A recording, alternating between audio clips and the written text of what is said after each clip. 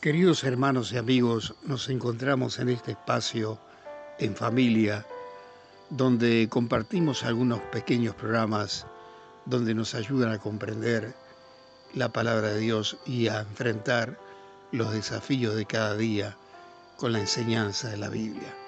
Tendremos en este espacio mujeres de fe, aviva nuestros corazones, un espacio hecho por hermanas para toda la familia. Tendremos a Luis Palau y también Esperanza en el Camino. Esperando que este espacio les sea de bendición, vamos a mirar a Cristo. Estamos en tiempos muy complicados y difíciles, pero el Señor prometió estar a nuestro lado cada día para fortalecernos, mostrarnos el camino y estar a nuestro lado para ayudarnos en todo aquello que nosotros estemos necesitando. Vamos al espacio en familia. Gracias por vuestra compañía. Estás escuchando un devocional del reto Mujer Verdadera 365, Nuevo Testamento y Salmos. Día 114. Juan capítulo 14. Escrito por Yamel de Jaramillo, leído por Débora Cázares de Rivera. Entramos a una serie de capítulos centrales en el Evangelio de Juan. Aquí vemos a Jesús hablando con sus discípulos desde una cercanía única, en conversaciones íntimas, profundas, llenas de esperanza, justo a las puertas de su muerte. Cristo no minimiza el dolor de ellos, no es indiferente al miedo que se apodera de sus corazones, pero tampoco los deja atrapados en él. Les ofrece algo mucho mayor, su presencia y sus promesas. Es un llamado a que no se turbe nuestro corazón, un aliento de donde deben estar nuestros ojos fijos y nuestro corazón anclado en Él y sus promesas. No se turbe su corazón. ¿Qué manera de empezar? Es como cuando alguien te va a dar una noticia difícil y primero te toma de la mano. Jesús no dice, no tengan miedo, sino, crean en mí. Él no llama a negar la tristeza, sino a atravesarla confiando. Crean en mí y pongan sus ojos en la eternidad. Haré moradas para ustedes en la casa de mi Padre. Él estaba preparando a sus discípulos para lo que les vendría. En ese momento de calma, les dice cosas que deben recordar cuando todo se sacuda. Hay una casa esperándolos, un lugar que Él mismo está preparando. Esto también es un recordatorio para nosotras, para que cuando la ansiedad nos invada, recordemos dónde debemos buscar el consuelo, recordemos su fidelidad para con nosotras y aprendamos a poner nuestros ojos en la eternidad. Pregúntate hoy, ¿dónde busco consuelo cuando me invade la ansiedad? Yo soy el camino, la verdad y la vida. Aquí llegamos a una de las declaraciones que serían la marca del cristianismo, lo que causaría y sigue causando dificultad entre la humanidad, la exclusividad del cristianismo. Esta declaración es clara y directa y escandalosa para el mundo. No hay varios caminos, hay uno. Jesús no es una opción entre muchas. No es otro maestro más.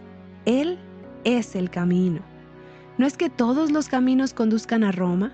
No hay otras opciones. No hay medias tintas. No hay otra forma. No podemos amar una fe a nuestra medida y pensar que eso nos llevará a Dios. Si intentamos eso, terminamos moldeando un ídolo, no adorando al Dios vivo. Él ha trazado un camino y es uno solo. Cristo. Al decir que no hay otro camino, también implica un estilo de vida. No puedo caminar con un pie en Cristo y otro en mis propios deseos. ¿Cómo estás caminando hoy? ¿Hay áreas de tu vida donde aún estás buscando un atajo que no pasa por Cristo? En medio de esta conversación hay algo que sucede con lo que todas podemos identificarnos. Y es que cuando Tomás y Felipe interrumpen a Jesús, es fácil pensar, ¿de verdad no entendieron? Y al momento de leerlo nos sentimos tentadas a pensar, pero Tomás, por favor, ¿cómo puedes preguntar eso? O Felipe, ¿en serio? ¿Pero cuántas veces somos iguales a Tomás? ¿Cuántas veces decimos, Señor, no entiendo lo que estás haciendo? O como Felipe, si tan solo hicieras esto, yo confiaría. Cristo no los reprende con dureza. Responde, enseña, se revela. Y eso nos consuela.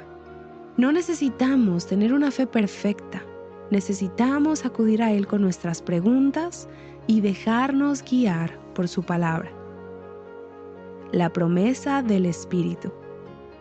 Jesús no nos deja huérfanas, sino que promete un ayudador, el Espíritu Santo. Pero antes de esa promesa hay una afirmación que no debemos pasar por alto. Si ustedes me aman, guardarán mis mandamientos. Este versículo lo vemos desde Génesis, pero seguimos haciendo caso omiso. Hay una condición clara y estipulada de lo que debe caracterizar a un discípulo de Cristo: amor, y como consecuencia, obediencia. Yo debo obedecer como una consecuencia natural al amor que tengo por mi Salvador. De la misma manera, mi desobediencia es resultado de mi poco amor. Cuando yo amo a alguien, mi deseo siempre es agradarlo, de hacerlo sentir bien, de hacer las cosas como le agradan. ¿Cómo está mi amor por Dios? Es luego de esto que nos promete al Espíritu Santo, y no podemos desvincular lo uno de lo otro, porque el rol del Espíritu es enseñar, recordar, consolar y guiar. Entonces, si yo no amo, no obedezco.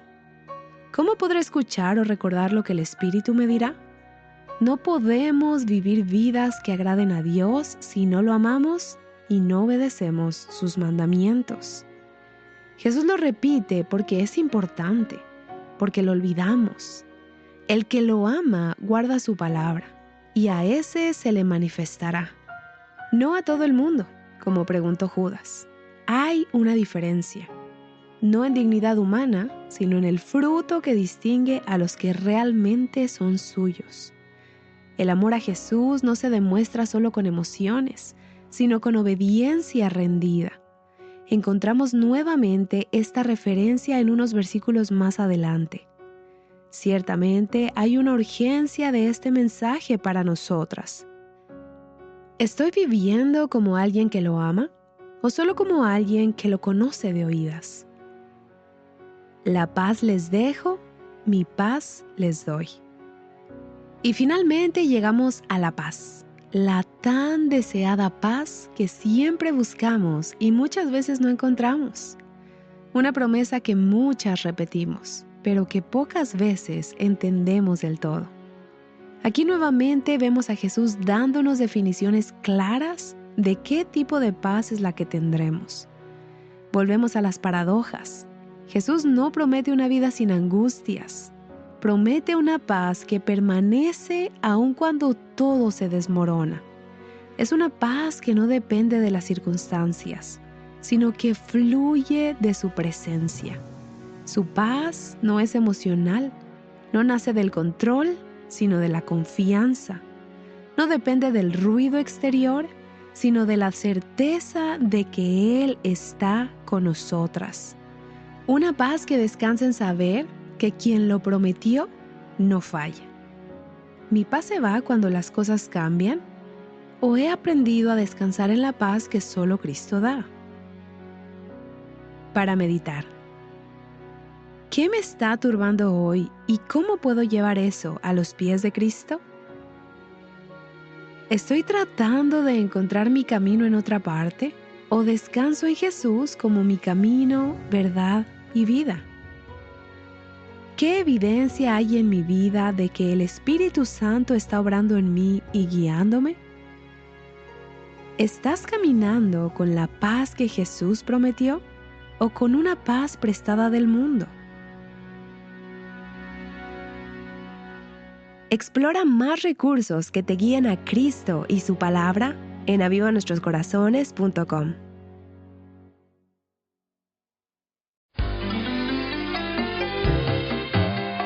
Ahora presentamos Cruzada con Luis Palau.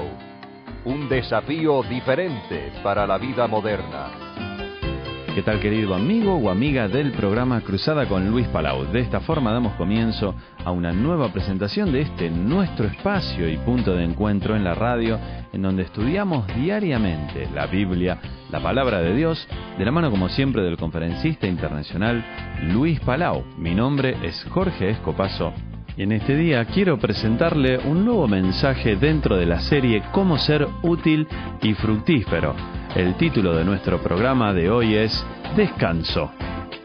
Qué gran placer ha sido estar con usted en estos días, siguiendo siempre con este programa Cruzada, explicándole lo que yo he aprendido acerca de cómo vivir y cómo disfrutar de una vida útil y una vida fructífera. Ese es el deseo suyo, sin duda, y lo es el mío, se lo aseguro. Hemos dicho que hay 3 palabras que yo quería mencionar en esta serie para explicar cómo usted y yo podemos ser siervos útiles de Dios. ¿Recuerda la primera? Era la palabra receptividad. La segunda palabra era, ayer la tratamos, moldeabilidad. Hoy llegamos a la tercera palabra, es la palabra sencilla, tan conocida, la palabra descanso. Sí, así nomás, descanso. Ahora, primeramente, repasemos un instante. Dijimos que si el cristiano quiere ser feliz, lleno de Dios, útil para los demás, que lleva una vida que decimos así comúnmente fructífera, provechosa, útil, lo primero que tiene que aprender es que está unido a Dios para siempre porque Cristo, el Hijo de Dios, mora en su corazón. Lo segundo que tiene que aprender es que es un vaso de barro, pero un vaso que contiene un tesoro fabuloso que es Dios mismo, en toda su gloria, morando en el corazón humano por el Espíritu Santo de Dios. Fabulosa verdad. Y luego dijimos en tercer lugar, dentro de esta palabra receptividad, que debemos reconocernos y mirarnos a nosotros mismos como utensilios, como instrumentos, como herramientas de Dios. Entonces, cuando nos vemos de esta manera, empezamos a estar disponibles a Dios para que Él nos pueda utilizar como una herramienta, como un instrumento para el bien de los demás. Bien, ayer decíamos que la segunda palabra es moldeabilidad, o sea, permitir que Dios, que tanto desea hacerlo, pueda moldear en mi ser, en mi carácter, pueda ir implantando los rasgos de la persona de Cristo. O sea, que Dios vaya cumpliendo en mi vida día tras día y en la vida suya su plan, su propósito, que está muy bien declarado en Romanos capítulo 8 y versículo 29, como usted recuerda. El propósito de Dios, ¿cuál es? Dice Romanos 8:29, que fuésemos hechos conformes a la imagen de su Hijo. Ese es el propósito de Dios. Cuando Cristo se hizo hombre, Él vino para tomar a hombres y mujeres pecadores, como usted y como yo, y hacernos iguales al carácter de Cristo. Ahora, ese propósito no se va a cumplir en toda su plenitud aquí en la tierra. Se va a cumplir finalmente cuando nos perfeccione al arrebatarnos y llevarnos al cielo. Pero, mientras tanto, Dios sigue con su plan y día tras día tras día, todos los días del año, Dios en nosotros está produciendo el querer, el deseo de ser iguales a Cristo, y también Dios nos provee el poder para ser iguales a Cristo. Y ayer terminamos diciendo que San Pablo nos dice en Gálatas 4, yo vuelvo a sufrir, dice Pablo, hasta que Cristo sea formado en vosotros. Pablo no estaba satisfecho con que un individuo haga su decisión de recibir a Cristo. Por cierto que es un día muy alegre, un día muy feliz, que hay fiesta en el cielo cuando un pecador se arrepiente y recibe a Cristo. Maravilloso. El perdón de pecados, la vida eterna, queda hecho hijo de Dios, salvado del infierno, heredero del cielo. Pero Dios no está satisfecho. Ni San Pablo estaba satisfecho. Ni yo ni usted. Podemos estar satisfechos cuando una persona únicamente recibe a Cristo como Salvador. Ese es el comienzo de una vida nueva. El propósito es que esa vida se vaya formando y moldeando a la imagen de Cristo. Y decíamos que la función básica suya como ser humano, pero más que ser humano, como cristiano verdadero, la función suya es obedecer los dictados del Espíritu Santo que mora en su corazón. Porque los que son guiados por el Espíritu de Dios, esos son hijos de Dios. Y terminamos diciendo ayer que no es cuestión de recibirlo nuevamente a Cristo. No, ya entró una vez. El que se une al Señor, un espíritu es con Él, ya entró.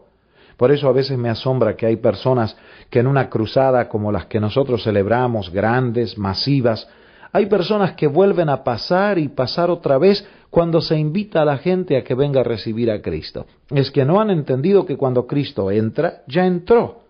Lo que Dios nos pide es que reconozcamos la presencia de Él en nuestro corazón. En una palabra, que yo estoy constantemente a la disposición de Cristo para recibir todo lo que Cristo tiene a disposición mía. Ahora, ¿cuál es el descanso? ¿Cuál es el resultado entonces de permitir que Cristo vaya formando su imagen en mi corazón? Es esta palabra descanso. Ahora, descanso para el cristiano no es el descanso de la pereza, no es el descanso de la indiferencia hacia el sufrimiento humano, de ninguna manera. Es un descanso dentro de intensa actividad. Es un descanso, un reposo del espíritu dentro de una mente y de un cuerpo muy activos.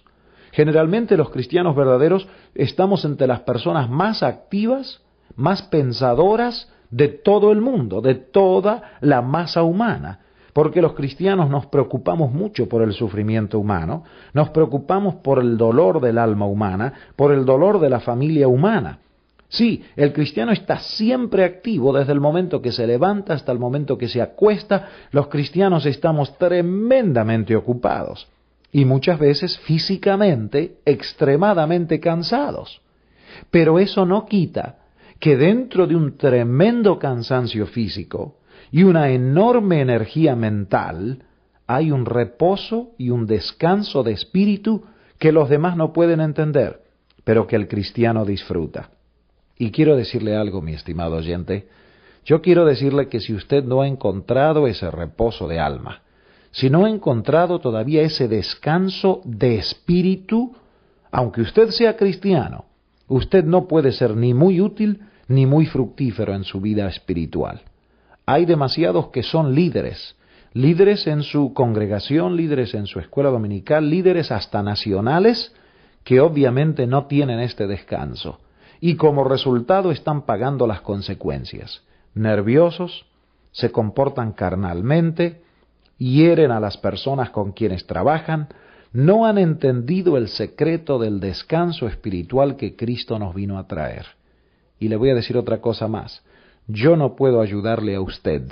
Yo no puedo ser un buen consejero espiritual para usted ni para otra persona. Ni usted puede ser un buen consejero espiritual para mí ni para otro necesitado hasta que usted mismo no encuentre y empiece a disfrutar del descanso que Cristo nos dio. ¿Por qué? Porque nadie puede ayudar a otro a menos que él mismo haya encontrado ciertas soluciones. El ciego no puede guiar al ciego, como dijo Jesús, ambos caerán en el hoyo. Jesús terminó diciendo en Mateo 11:28, «Venid a mí, todos los que estáis trabajados y cargados, que yo os haré descansar. Aprended de mí, que soy manso y humilde de corazón». Jesús aquí nos da la fórmula suya. Como dice el Señor del Monte en su cántico, la fórmula precisa, la fórmula concisa. El descanso que Cristo da cuando Él controla nuestro corazón, controla nuestros pensamientos, controla nuestros planes, nuestro futuro, es tremendo. Yo siempre tengo que volver a esta hermosa y maravillosa realidad. Si Dios me va a utilizar, si Dios lo va a utilizar a usted, amable oyente, experimente estas tres cosas: receptividad diaria, moldeabilidad constante y un descanso espiritual. Y mañana continuamos, si Dios quiere. Programa nos tenemos que despedir, pero si el Señor lo permite nos vamos a reencontrar en nuestra próxima presentación. Mi nombre es Jorge Escopazo, fue un placer acompañarle en este día. Recuerde visitarnos en nuestro sitio en internet www.luispalau.net. Amigos oyentes, muchas gracias por su fina sintonía al programa de este día. Les estaremos esperando muy pronto para el próximo programa Cruzada con Luis Palau. Hasta entonces, recuerden las palabras de nuestro Señor Jesús. Felices los de corazón limpio, pues ellos verán a Dios.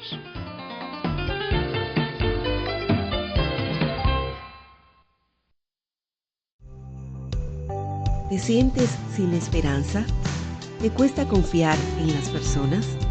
¿Tienes miedo al futuro? No estás solo. Hay una esperanza real para ti, una que no cambia, una que sostiene. Bienvenido a Esperanza en el Camino, un espacio donde personas reales comparten cómo encontraron vida y propósito en el Evangelio y la persona de Jesús. Hoy hablaremos sobre cómo vencer el temor al futuro. Estamos en Esperanza en el Camino, teniendo preguntas, conversaciones, y tenemos a alguien que vuelve una vez más a estar con nosotros, a hablar de un tema bastante interesante, y es cómo vencer el temor al futuro. El futuro a veces nos puede asustar, más cuando tenemos o no tenemos un plan o no sabemos lo que va a ocurrir más adelante, pero Anabel Torrealba está con nosotros para hablar acerca de cómo podemos vencer nuestro temor al futuro. Bienvenida, Anabel. Bueno, muchas gracias. Gracias por tenerme de nuevo aquí. Y cuando estabas hablando, Heiel, estaba pensando en cuando yo era una niña y apagaban las luces. Todo se ponía oscuro. Todo se ponía oscuro. Y me daba miedo, porque no ves qué hay alrededor. Así es. No ves a las cosas que pudieran hacerte daño. Así es. Pero siempre pensaba yo, ¿y cómo salgo de esta? Entonces encendía una lucecita por aquí, una lucecita por allá, ¿verdad? Así es. O sea, tenemos que buscarnos esas lucecitas, eso que nos va a guiar en medio de la oscuridad. Así es. Sabes que, por lo general, cuando uno le pregunta a muchas personas organizadas y que se planifican y todo lo demás, si tienen temor al futuro, en primera instancia te dicen no, porque tienen un plan, confían en su plan, confían en lo que tienen que hacer y están tranquilos, por así decirlo. Pero cuando ese futuro comienza a cambiar y el plan no va el plan como yo quiero que vaya, entonces el temor me arropa y yo digo, ¿y ahora qué hago? ¿Ahora qué puedo hacer? Cuando estamos cuando somos extranjeros y estamos en otros países y los gobiernos cambian las políticas para los extranjeros, o no nos sentimos quizás bien seguros en el futuro que vamos a tener en dicho lugar, porque decimos, ¿y ahora qué va a pasar? ¿Ahora qué va a acontecer? Los que tenemos hijos sabemos qué va a pasar con mi hijo en el futuro. Sí. Hay temores, el temor es parte de la vida. Dicen que hay un temor saludable y un temor no saludable. Sí. Evidentemente nos estamos refiriendo al temor no saludable. Un temor saludable es no jugar con electricidad, si usted no sabe. Bueno, yo jugué con eso y hasta que entendí por qué me decían que no le metiera nada a la corriente. Ese es un temor saludable. Ahora, un temor no saludable es aquel que me inhibe de hacer cosas, me paraliza, me detiene y no deja que yo pueda vivir una vida tranquila o una vida con confianza y demás. ¿Cómo podemos enfrentar un futuro incierto, que no sabemos lo que va a ocurrir, sin tener temor? Bueno, yo lo que pienso es en que nosotros tenemos entonces que poner ese futuro en las manos de alguien que es el que creó el futuro. Así es. El que sostiene el futuro. El que sostiene el futuro. El que sabe el futuro. Así es. O sea, mira, si tú quieres, digamos, que obtener una beca para ir a la universidad, ¿qué tienes que hacer? Bueno, tengo que llenar unos documentos y confiar en alguien para que me dé la beca. aplicas, ¿verdad? Vas ante claro. la entidad que Sí, pudiera sí, sí, darte sí, sí, esa beca. Sí. Si quieres cambiar el futuro de un país, ¿a dónde vas? ¿A quién vas y le hablas? Bueno, voy a los políticos y al que me presente el panorama mejor para el futuro, le doy mi voto, por así decirlo. Ajá, y entonces ahí puedes incluso hasta pedir una audiencia Claro, con claro. uno de ellos y hasta, ¿por qué no? Llegar hasta donde está el presidente y hablar con él. Sí. Mire, presidente, nosotros estamos sufriendo esto. Claro, ¿Puede que hacer sí. algo para que esta situación nos cambie? Exactamente, porque entendemos que esa persona puede hacer un cambio. Te diriges al que tiene el poder Claro, para cambiar las cosas. estoy de acuerdo. Claro que sí, claro que sí. Ese es nuestro mundo normal. Ese es nuestro mundo Pero normal. ahora cuando esto se relaciona a lo intangible, a lo que no vemos, a lo que va más allá del día a día, Sí. ahí es donde nos ponemos nerviosos. ¿A dónde vamos para lo intangible cuando nadie tangible puede controlar lo intangible? Exacto. ¿Quién es el que sostiene el mundo? ¿Quién es el que sabe el futuro? Así es. Bueno, yo te lo pregunto a ti por si acaso, ¿no? Tú sabes quién sostiene el futuro, sabes quién lo sostiene, sabes quién es el que sabe lo que va a suceder más adelante. ¿Quién? Bueno, yo te puedo responder Ajá, lo que yo respóndeme sé. tú porque no puedo ver a los oyentes. Dios sostiene el futuro. Ajá. Dios es el único que tiene el control total de todas las cosas y Él controla el futuro. ¿Y cómo tú sabes eso? Bueno, la Biblia nos dice en Isaías 41:10 que si yo puedo confiar en alguien, debe ser en Él.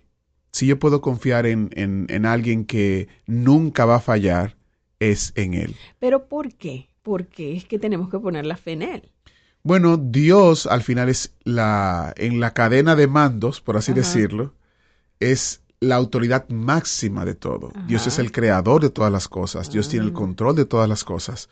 Y en uno de los programas que te invitamos, hablamos del Dios como un Dios soberano Ajá. que maneja todo de principio a fin y que a Él nadie lo maneja y que no hay nadie semejante a Él. Entonces, en Él yo puedo poner mi confianza sabiendo de que como no hay nadie por encima de Él y nadie Exacto. semejante a Él, y Él me ha demostrado que Él se preocupa por mí, que se preocupa por mi bienestar, por mi futuro, por mi vida, entonces en Él yo puedo poner mi confianza. Claro, claro. Si, por ejemplo, tú tienes un teléfono, Ujú. seguramente tienes un teléfono ahí en la mano. Claro, claro, O lo tienes en el bolsillo, o lo tienes en tu bolsa, claro. o ahí encima del escritorio, Sí, sí, sí. ahí en el carro, ahí Claro. donde el auto, donde vas manejando. Ujú, ujú. Tú lo tienes allí. Sí. Y digamos que se empieza a fallar. Claro. ¿A dónde vas para que te lo arreglen? A donde un técnico de teléfonos. El que conoce, ¿verdad? Claro. Incluso le vas a ir a preguntar al que escribió el manual porque fue el que creó ese dispositivo, ¿verdad? Le vas a pedir, Exactamente. oye, porque es que este teléfono está fallando. Sí, así es. Así Y este es. que sabe, porque fue el que lo creó, el que lo diseñó, el que lo perfeccionó, el Sí, que le sí, dio sí. todas las características que uno puede disfrutar así de dándole, simplemente moviendo la manito. Sí, sí, sí, sí, sí. Ese, ¿verdad? Tú vas al que lo hizo todo. Entonces, bueno, eso es lo mismo que nosotros tenemos que hacer cuando tenemos temor al futuro. Vamos es. al que sabe el futuro. Al que sabe el futuro. Y es un buen ejemplo es el que pones, porque es lo que hacemos actualmente. Lo que no falla o lo que nos está fallando en el hogar, en el trabajo, entramos al internet, buscamos quién es el fabricante. Pues, bueno, ponemos hay una en YouTube Ajá. que cómo hacer tal. Cómo hacer tal cosa, exactamente. Y vemos cómo los que saben y manejan ese artefacto, aparato, programa, aplicación X, responde a la pregunta de cómo se resuelve tal cosa en esa situación. Lo mismo ocurre con Dios. Para el futuro, para el temor hacia el futuro, ¿a dónde vas a ir sino aquel que es el arquitecto del futuro y controla el futuro? Y el que te dio la vida. Así es. Te dio la vida y sabe lo que es mejor para ti. Entonces eso es lo que tú tienes que hacer, acercarte a Él. ¿Cómo te acercas a Él? Bueno, crees en las cosas que Él hizo. ¿Y cómo vas a saber esas cosas que Él hizo? Bueno, te vas a la Biblia, Así es. que es su palabra inspirada Ujú, ujú, para ujú. la humanidad, para todos nosotros que no sabemos de dónde venimos. Así es. Sabes que mencionamos Isaías 41:10 y me gusta porque habla algo muy, muy puntual en correlación al temor. Dice, no tengas miedo, que yo, refiriéndose a Dios, estoy contigo. Algo que también ocurre cuando nos da temor. No te desanimes, que yo soy tu Dios. Yo soy quien te da fuerzas, siempre te ayudaré, siempre te sostendré con mi justiciera mano derecha. Dios nos da todas las razones para que podamos confiar en Él. No hay razón para no confiar en Dios. Algo que me llama la atención en esa porción que acabas de leer es siempre. Siempre. No dice un día de esto. Un día sí. O solo una vez. Solo los lunes. Estoy contigo solo los lunes. No. Los fines de semana estoy de vacaciones. No hay ahí el verbo, ese sustantivo, siempre. Siempre. Siempre. Siempre, así es. Y dice que Él nos va a sostener. Yo soy quien te da fuerzas. No creas que eres tú que tienes las fuerzas. Yo soy quien te da las fuerzas. Yo soy el que siempre te ayuda. Aunque no me pidas la ayuda, yo siempre estoy ahí y yo siempre te voy a sostener. Cuando yo me pregunto acerca del futuro, una de las cosas que vienen a mi mente es el oxígeno que nosotros respiramos. Nosotros no lo vemos. No lo vemos, pero nada. Lo respiramos, está allí sin que lo pensemos. Incluso nuestro cuerpo tiene la capacidad de aspirar el oxígeno como algo natural. Como algo natural, en automático. Nadie piensa, voy a respirar para mantenerme vivo. Bueno, solamente los que tienen problemas con los pulmones o una enfermedad que le impide, ¿verdad?, respirar bien. No, y no solamente eso, tú no te levantas en la mañana y dices, déjame comenzar a respirar antes de caerme. No, o te acuestas a dormir y no sabes de ti. Exactamente. Y el cuerpo sigue funcionando, haciendo todas sus funciones de volver a restaurarse, células que crecen de nuevo, el cuerpo que se va sanando, heridas que se van reponiendo, o sea, energía que vuelve, todo ese tipo de cosas. Eso nosotros no lo manejamos. No lo controlamos para nada. Entonces, tenemos a un Dios que está disponible. Y puede ser que nos estás escuchando y dices, bueno, yo soy cristiano, yo entregué mi vida a Cristo y tengo temor. Ve a Dios. Él es que te dice en su palabra, confía en mí. Ahora bien, ¿qué pasaría si tú no tienes a Cristo en tu corazón y no eres de la familia de Dios, aunque creas en Dios y creas que Dios existe? ¿Qué pudieran hacer esas personas, Anabel? Si tú todavía no has puesto tu fe, tu confianza, yo te invito a que lo hagas, a que creas en el que vino a salvarte, en el que vino a quitar todos esos temores de tu vida, incluso los pesos de la vida, porque cuando Jesús, del quien estoy hablando, Él vino a la tierra, Él anduvo entre nosotros, Él caminó junto a personas que yo no conocí, solamente la conozco a través de lo que dice la Biblia, pero otros fueron testigos, miles de testigos de esto que sucedió.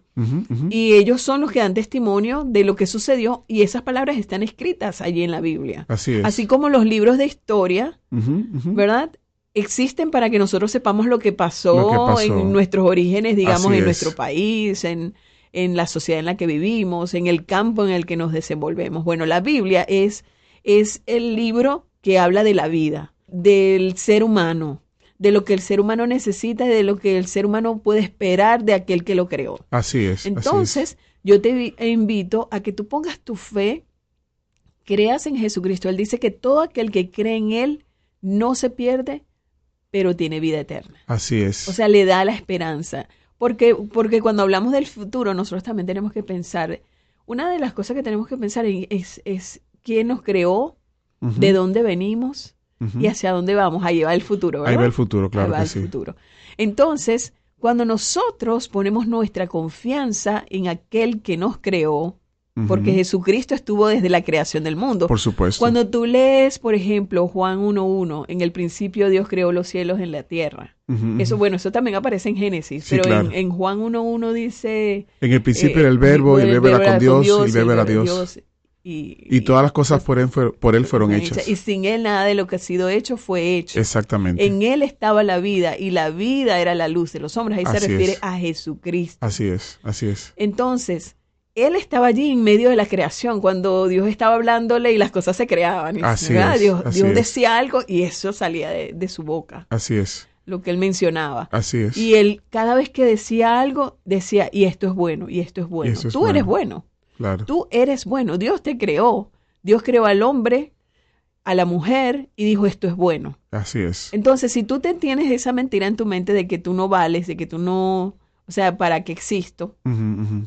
No, tienes que ver qué tan valioso eres para Dios Así es. y poner tu fe, tu confianza en el que te da esa relación personal con aquel que te creó, el que dio su vida para que tú pudieras tener esa relación personal con él. Así es. Y hay un futuro, Anabel, que va más allá del tiempo que tenemos de vida aquí en la Tierra. Ujú. ¿Cuánto es lo más que hoy en día podemos vivir? ¿100 años? ¿Los más agraciados? Yo escucho por ahí unas estadísticas que hay gente que vivía ahí que 200 años. Bueno, no, en los récords de los gobiernos. Sí. Pero al final, cuando tú comparas... Yo creo que la media será en algunos países 80. 80 años. Cuando tú comparas 80 años versus la eternidad, ese es un futuro que debemos asegurar. Exacto. Ese es un futuro que realmente debemos asegurar y es el futuro que debemos poner en las manos de Dios. Ujú. Y invitamos a quienes nos están escuchando, si eres creyente, confía en Dios tu futuro. Ujú. Sé que a veces pareciera que todo no va a funcionar como esperamos y que la vida da muchas vueltas, pero si Dios está en nuestro futuro, estamos tranquilos. Ujú. Si aún no has entregado tu vida a Cristo, eso es una excelente oportunidad para poner tu verdadero futuro, el futuro que importa, en las manos del Señor. Y es muy fácil, es simplemente creer que Jesucristo vino, murió por ti, resucitó y Él va a volver. Eso Amén. es todo, eso es todo. Así es, No hay nada que podamos hacer para ganarnos esa esperanza, así es. ¿no? Anabel, es bueno conversar contigo. Gracias Se por... fue rápido el tiempo. Se fue rápido el tiempo, sí. Gracias por estar con nosotros en Esperanza para el Camino. Gracias por tu disposición. Gracias por acompañarnos en Esperanza en el Camino. Si hoy algo tocó tu corazón o si quieres saber más sobre esta esperanza que transforma vidas, te invitamos a visitar transmundial.org/El Camino. También puedes llamarnos al 1-800-880-5339 o escribirnos a rtm@transmundial.org. Estamos aquí para escucharte, orar por ti y caminar contigo. Hasta el próximo episodio. Y recuerda, la esperanza no está lejos. En Jesús hay esperanza en el camino. Esperanza en el Camino es una producción de RTM Estados Unidos.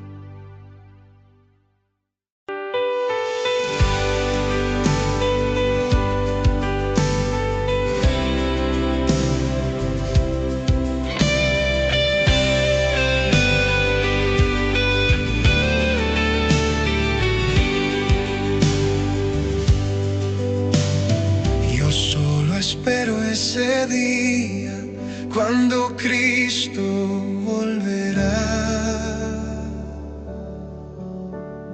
Yo solo espero ese día cuando Cristo volverá. Afán y todo trabajo para mí terminará. Cuando Cristo venga, a su reino me llevará. Cuando Cristo venga, a su reino me llevará. Ya no me importa que el mundo me desprecie doquier. No soy más de este mundo, soy del reino celestial. Yo solo espero ese día cuando me levantaré